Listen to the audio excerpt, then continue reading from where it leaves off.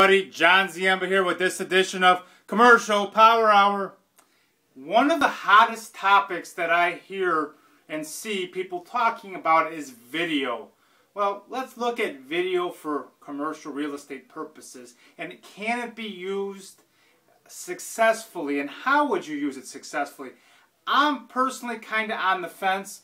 I believe that consumers like seeing video, but they're not searching as much. They're not searching looking for videos. So if you can put together a simple video for your property, and you can do this a number of ways. You can use like Windows Movie Maker, which is a program that I use for some of these videos, in which it allows you to add still pictures. It allows you to add text slides and individual movies. So you could technically take a panoramic movie of the place or something of that nature, or talk a little bit about the area, kind of where the property is located, and add that to this video that you create. And then I use YouTube basically as my primary thing to upload videos, only because the main reason is it makes it easy to share it. It makes it very easy to embed it in my website. It makes it very easy to share it with other people.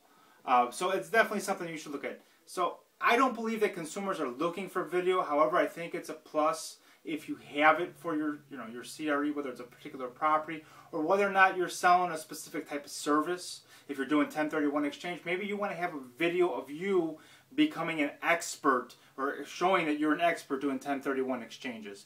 So that's my take on video, is that I think the consumer quite isn't exactly searching for video. However, once you get the consumer to a place, they will watch your video. So that is my take on video for commercial real estate. And thank you for joining us on this edition of Commercial Power Hour.